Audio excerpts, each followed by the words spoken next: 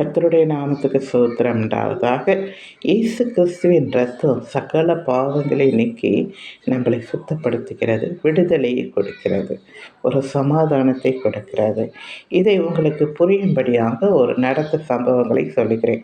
அமெரிக்காவிலே ஒரு உண்மை நடந்த ஒரு காரியங்கள். அதாவது ட்ரெயின் போகிறதுக்கான ஒரு பாலம் இருக்குமா. அந்த பாலத்தை அவன் சுவிட்ச் போட்டால் அது ட்ரெயின் போகிறதுக்கான இது வரும். அதுக்கு பிறகு அவன் எடுத்து விட்டால் அது கப்பல் போகிற மாதிரி இருக்கும். இப்படியாக அது செய்கிற ஒரு பணி. அப்படி இருக்கும்போது ஒரு நாள் என்ன செய்த, ட்ரெயின் வர ஆரம்பிச்சிச்சு. ஆனால் ட்ரெயின் வர்றதுக்கு முன்னாடி அவருடைய 12 வயசு பையன் அந்த ட்ரெயின் தாண்ட அந்த இதிலே நடந்து கொண்டு வந்தானாம். அதாவது ட்ரெயின் மூடுகிற அந்த தண்டவாளத்தை மூடுகிற அந்த சமயத்திலே அவன் அதை வந்தானாம். அப்போ அவர் யோசித்தாராம், அவனை எவ்வளோ சீக்கிரம் நீ ஓட முடியுமோ ஓடு என்று சொன்னாராம். ஆனால் அவன் அதே இடத்துல நிற்கவே இவருக்கு ஒன்றுமே செய்ய முடியல. ஓடின மாதிரி ஓடினா, ஆனால் திரும்பி என்ன செய்கிறான், அதே இடத்துல நிற்கிறானாம். அப்போது அவர் ரொம்ப கலங்கி, ஒரு பக்கம் ட்ரெயின் ஹார்ன் அடிச்சுட்டே வருது இந்த சைடு, என்ன செய்வது, மூடுறது தவிர வேறு வழி இல்லை என்று. ஏனென்றால் இந்த தன்னுடைய ஒரே மகனுக்காக பார்த்தா ட்ரெயினில் அத்தனை பேரும், குழந்தைங்க, வாலிபிள்ளைகள், பெரியவங்க எல்லாரும் இருப்பாங்க, எவ்வளோ பேர் இருப்பாங்க. அவ்வளவும் அந்த கடலில் விழுந்து இறந்து விடுவார்களே என்று சொல்லிட்டு என்ன செய்தார், கண்ணை மூடிக்கொண்டு அந்த சுவிட்சை போட்டாராம். அது அப்படியே மூடிச்சான். மூடும்போது அந்த மகன் என்ன செய்வானா, நசுங்கி சாவானாம். அப்போது அது அவரால் பார்க்க முடியாமல் அவரை கண்ணை மூடிக்கொண்டு சுவிட்ச் போட்டார். பிறகு அந்த பையனுடைய அழுகை சத்தம் நின்ன உடனே அவர் கண்ணை திறந்து பார்த்தா ட்ரெயின் போகுது.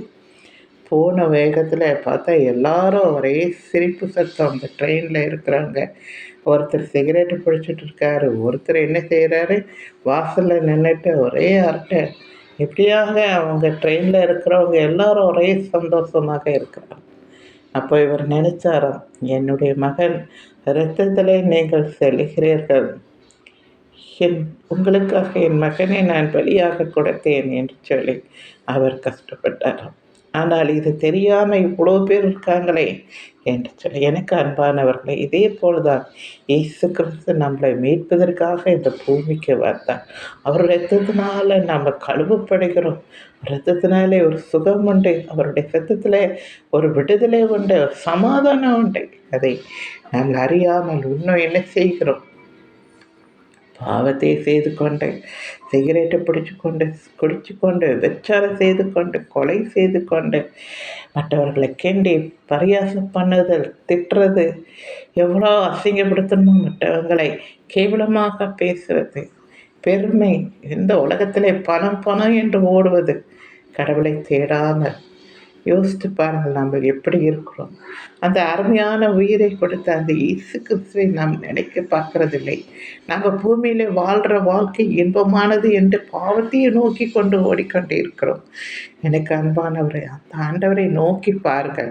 அந்த அன்பின் இயேசுடைய அன்பை உருவெடுத்த அந்த அன்பை பிரதான இயேசுவை பாருங்கள்.